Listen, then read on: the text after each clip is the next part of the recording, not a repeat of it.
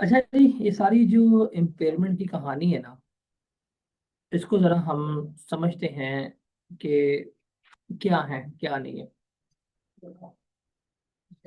जब आपने impairment perform करनी है ना तो आपने कुछ टेस्ट परफॉर्म करने होते हैं।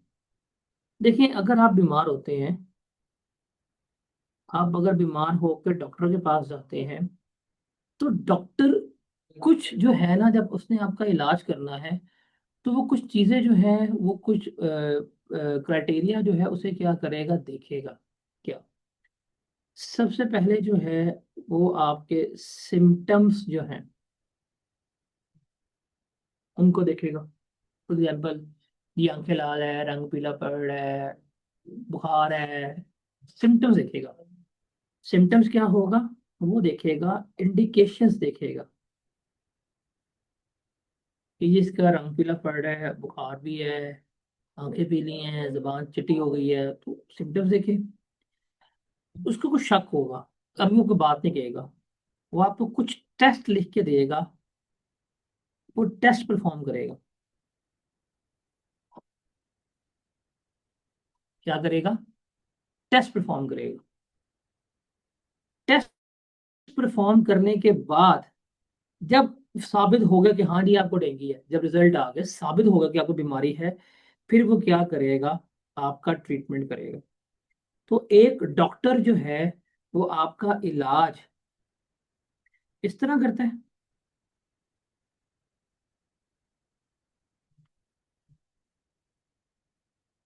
एक डॉक्टर जो है, वो आपका इलाज करने का तरीकेकार जो है वो यही है ना।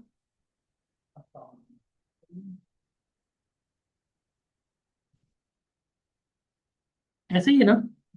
Very good sir. इम्पेयरमेंट भी हमने इस तरह ही करनी है। इम्पेयरमेंट भी हमने सेम इसी वे में जो है वो क्या करनी है, वो लेकर चलनी है। सेम। सबसे पहले आप क्या देखेंगे, आप इंडिकेटर्स ऑफ इम्पेयरमेंट देखेंगे। क्या देखेंगे? इंडिकेटर्स ऑफ इम्पेयरमेंट देखेंगे। अगर वो इंडिकेटर्स जो है वो प्रेजेंट है, वो इंडिकेटर्स जो है प्रेजेंट हैं, मौजूद हैं, फिर आप क्या करेंगे, फिर आप इम्पेयरमेंट टेस्ट परफॉर्म करेंगे। इम्पेयरमेंट टेस्ट क्या होगा, कैरिंग वैल्यू को आप कंपेयर करेंगे इसके साथ, रिकवरेबल अमाउंट के साथ। और अगर साबित हो जाए कि इम्पेयरमेंट है, फिर आप उसका क्या करेंगे, आप उसका अकाउंटिंग ट्रीटमेंट जो है वो कर रहे होंगे। ओके। तो ये तो हमने सीख लिया होगा। अब जरा देखते हैं इंडिकेटर्स क्या होते हैं क्या नहीं होते। इनको जरा हम क्या करते हैं, यहाँ पर अब गाइड करते हैं क्या है और किस तरह से हमने इनको लेकर चलना है। तो इंडिकेटर्स की बात करें, जो सबसे पहले हैं, इसमें से आपके एमसीक्यूज भी आ सकते हैं, आए भी हुए हैं पास्ट पेपर में।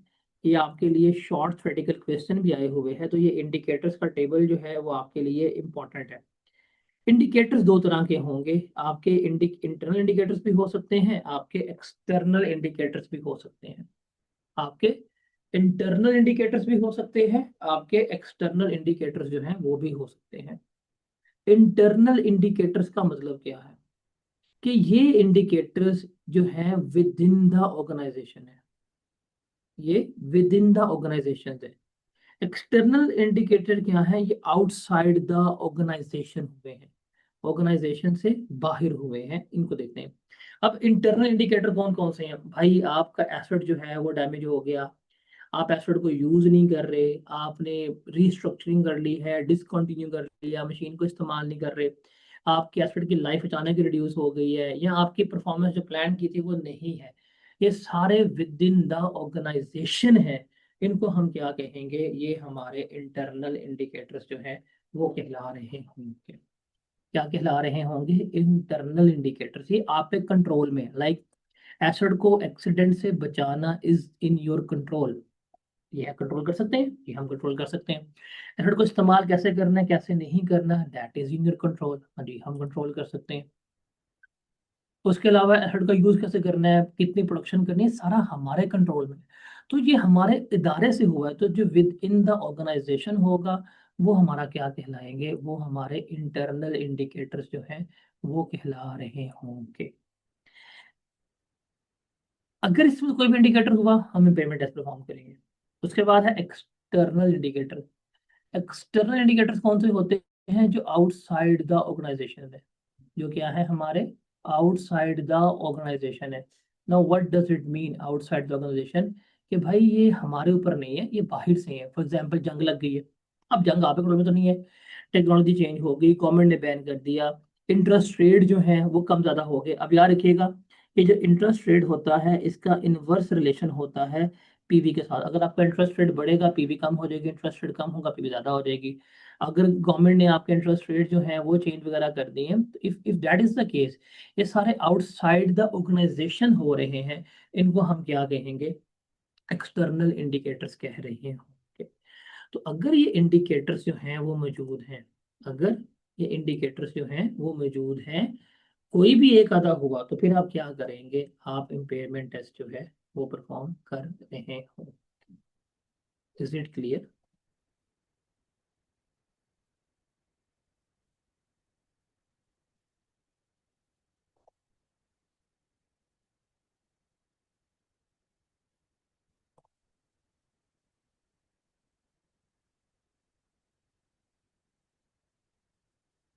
उसके बाद है, जब हमने पेमेंट मेजर करनी है तो कैरिंग वैल्यू कैसे होती है वो हमने सीख लिया कैलकुलेट करना। फिर fair value less cost of disposal भी मैंने सारी डिस्कशन जो है वो कर ली है कि फेयर वैल्यू लेस कॉस्ट हम किस तरह से डिटरमिन करेंगे, फेयर वैल्यू क्या होती है क्या नहीं होती, ये सारा हम डिस्कस आउट कर चुके हैं। कॉस्ट ऑफ डिस्पोजल में क्या आएगा? लीगल कॉस्ट है, स्टैम्प ड्यूटी, एसिड को रिमूव करने की, सेलिंग कॉस्ट वगैरह, ये सारा कुछ जो है वो इसका पार्ट बन रही होगी।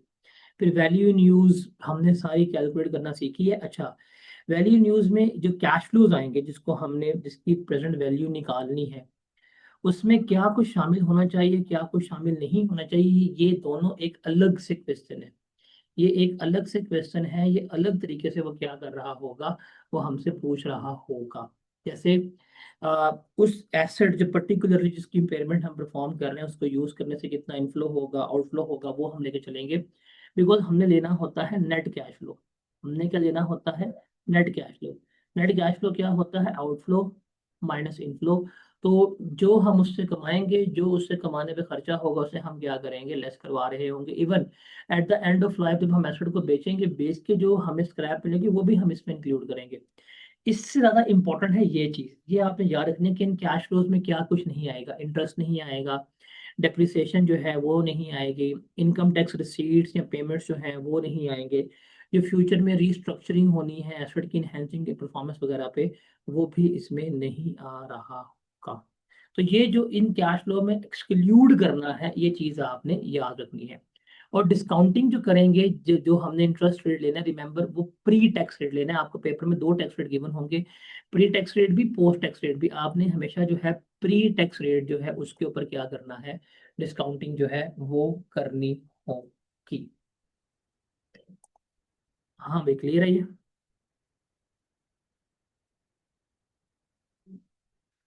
ये दोनों थ्रेटिकल सुपर डुपर इंपॉर्टेंट सवाल है, थ्रेटिकली बहुत इंपॉर्टेंट सवाल है।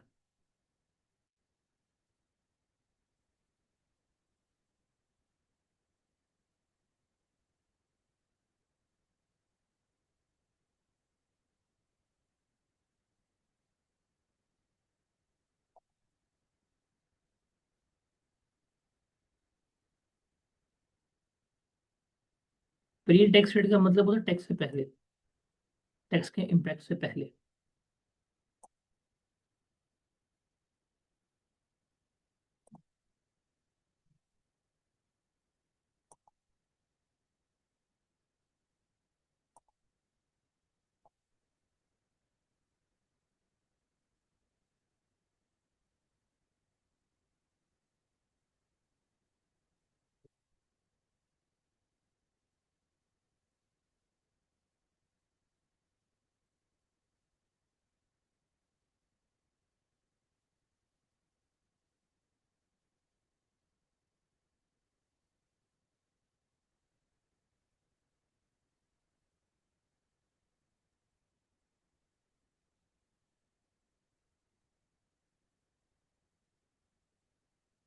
हाँ, पेपर में प्री भी गिवन हो सकते हैं, पेपर में पोस्ट भी गिवन हो सकते हैं।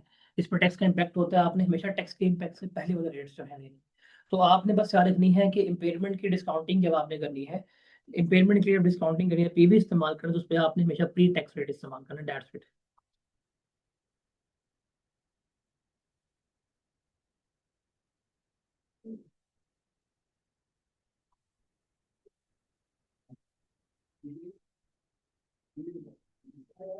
ठीक है जी।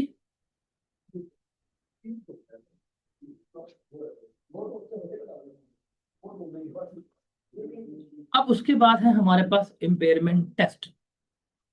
टेस्ट थोड़ी परफॉर्म कर लिया,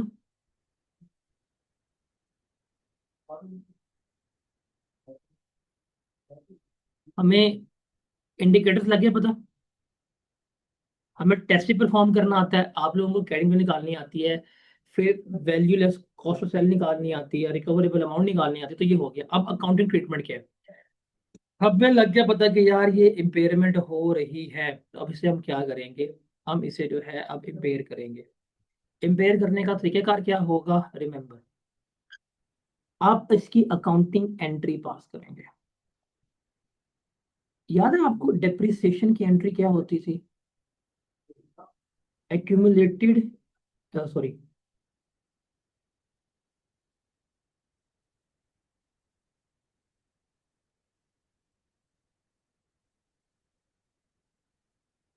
depreciation expense debit, accumulated depreciation credit, याद है आपको। सेम एंट्री इसके पास होगी यहाँ पे।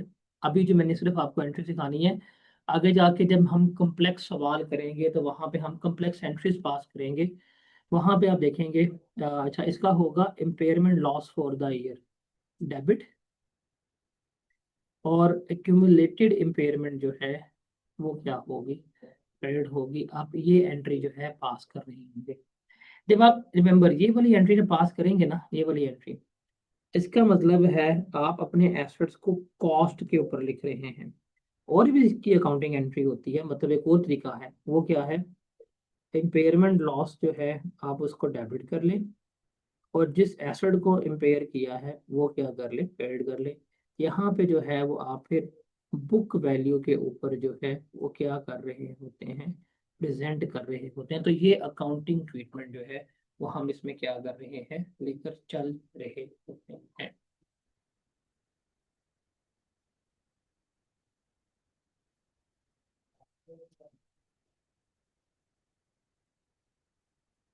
हाँ अभी क्लियर है ये।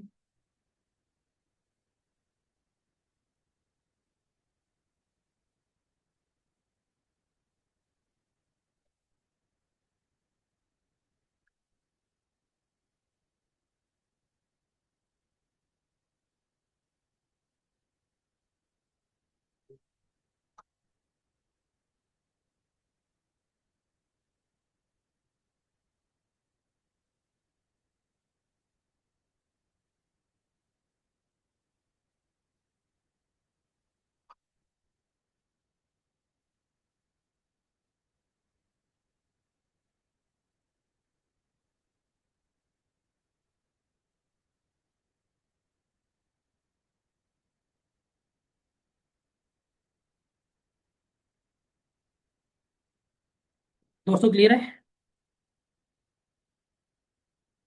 तो ये हमारी अकाउंटिंग एंट्री जो है वो हो गई है। अच्छा उसके बाद जब हमने एसेट को इम्पेयर कर लिया, इम्पेयर करने के बाद जब हम इसको डेप्रिशिएट करेंगे, वो हम रिमेनिंग इकोनॉमिकल लाइफ पे कर रहे होंगे।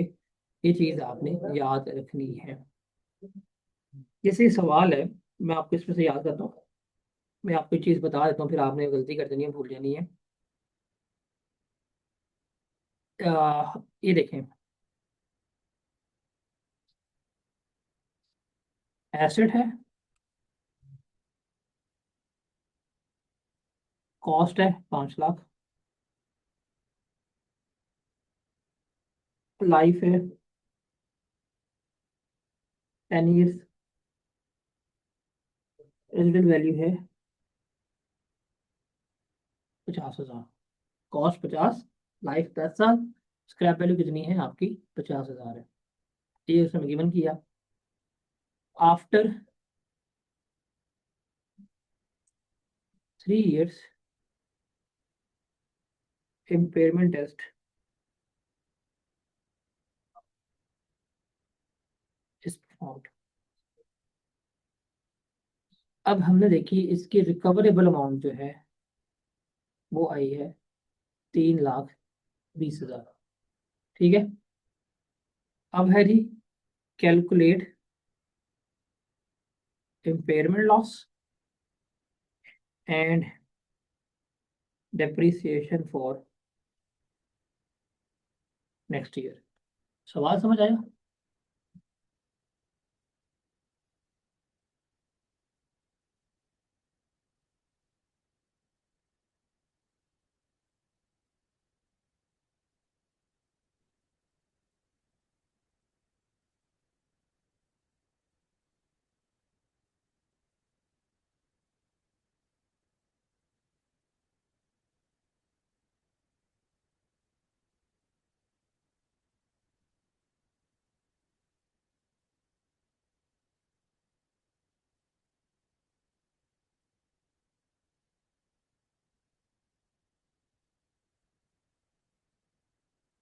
जिस साल आपको रिकवरेबल अमाउंट आ जाए उस साल हम इम्पेयरमेंट करते हैं, at that time, at that day, उस वक्त।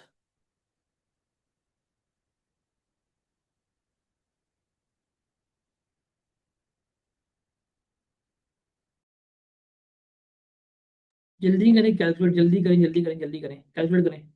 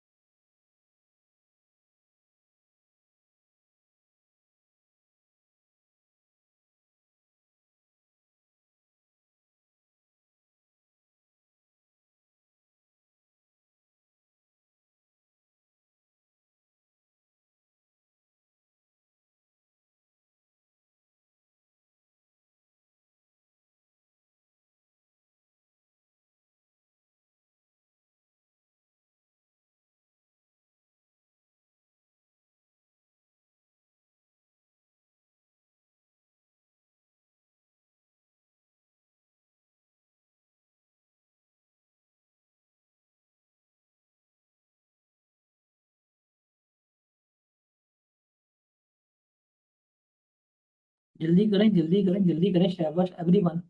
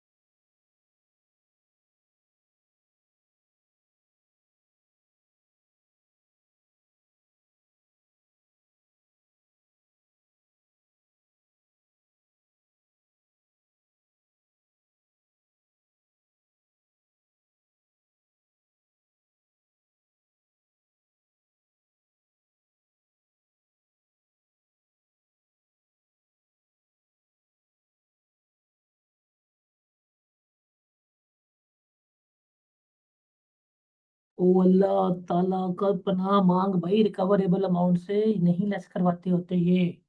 क्या हो गया है?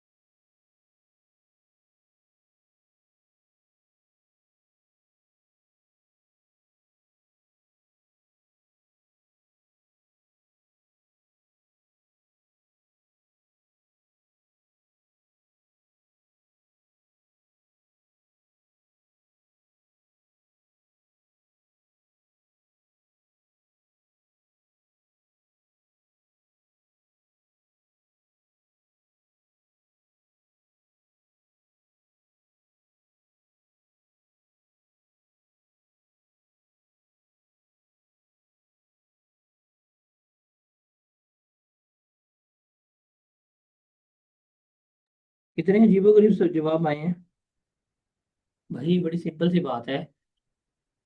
एसेट की कॉस्ट है 5 लाख, लाइफ है उसकी 10 साल, रेजिडुअल वैल्यू उसकी 50,000।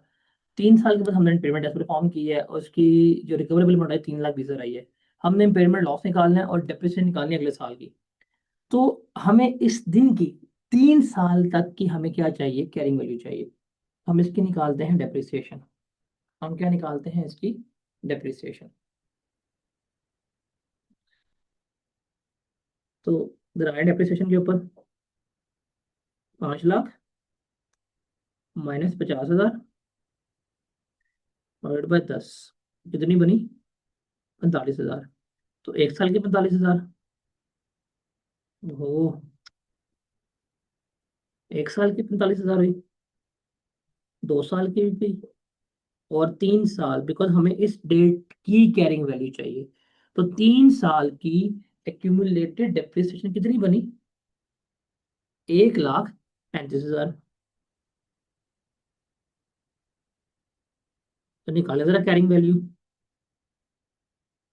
Cost minus accumulated depreciation. Cost है हमारे पास 5 लाख,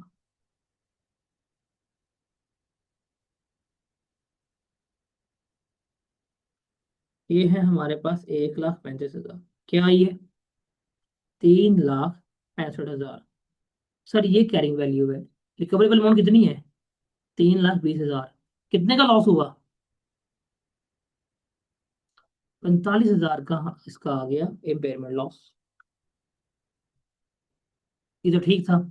जब हमने ये इम्पेयरमेंट लॉस कैलकुलेट किया, तो हमने अब अपने एसेट को 3,65 से उठाए कितने पे लिए हैं, 3,20 पे। अब हमारा एसेट कितने का है, 3,20 का। अब जब हमने इसको डेप्रिशिएट करना है, तो रिमेंबर, रिमेंबर, अब जब हम इसको डेप्रिशिएट करेंगे, तो असूल ये है कि जब आपने इम्पेयरमेंट कर ली, इम्पेयरमेंट के बाद रिमेनिंग इकोनॉमिकल यूजफुल लाइफ पर करेंगे।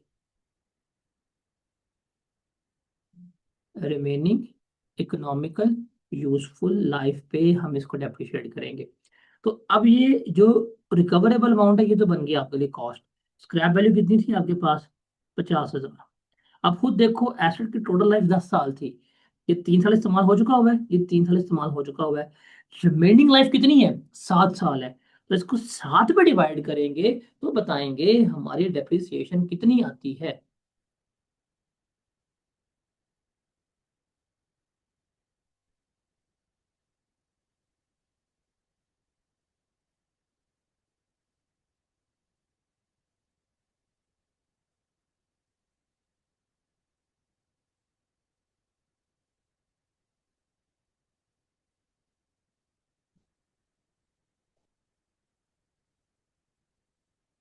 38,571, ये है डेप्रिसिएशन।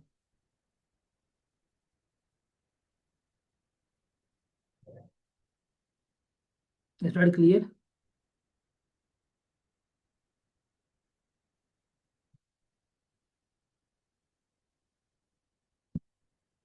कुछ समझ आया।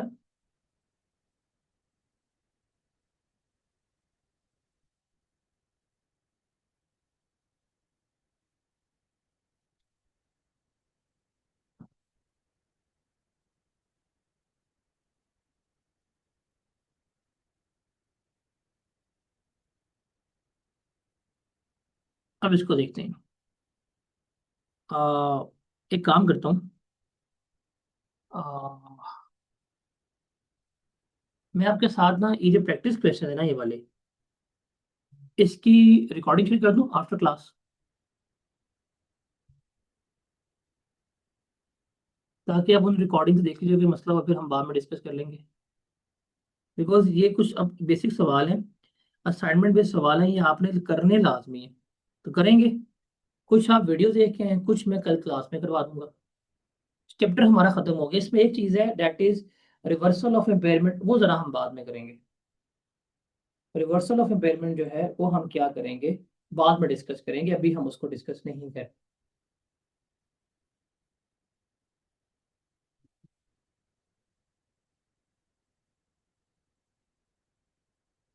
ठीक है, मैं आपके साथ फिर इसके ना प्रैक्टिस क्वेश्चन अभी शेयर करवाता हूँ इम्पेयरमेंट के। तो आपने फिर वो लाजमी देखने हैं, लाजमी प्रैक्टिस करोगे तो कल मजा आएगा आपको। फिर इसका हम इस वीकेंड के ऊपर टेस्ट भी ले लेंगे। एटलीस्ट 5 से 6 सवाल करो।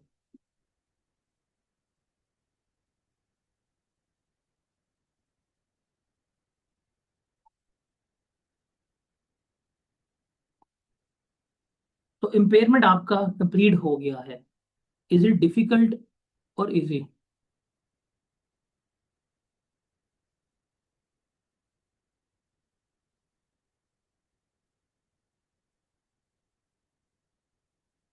ये इजी पीजी है ना? लेकिन अब ये मर्ज होके आता है। जब ये मर्ज होके आता है ना फिर तंग करता है। इंडिपेंडेंट सवाल जो है अगर आ जाए तो वो आसान है, मर्ज होके तो बड़ा मुश्किल होता है। लेकिन हम वो सवाल प्रैक्टिस करेंगे अभी।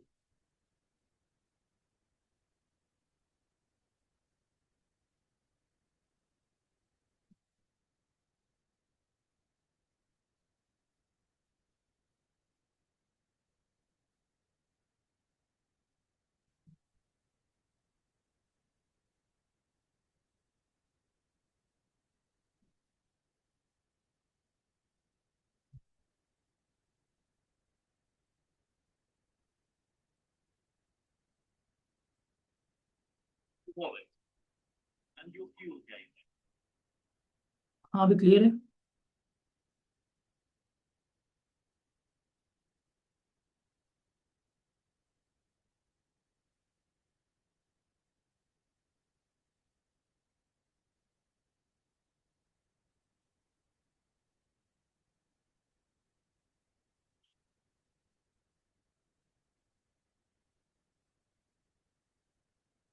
चलिए जी, मिलते हैं इंशाल्लाह कल।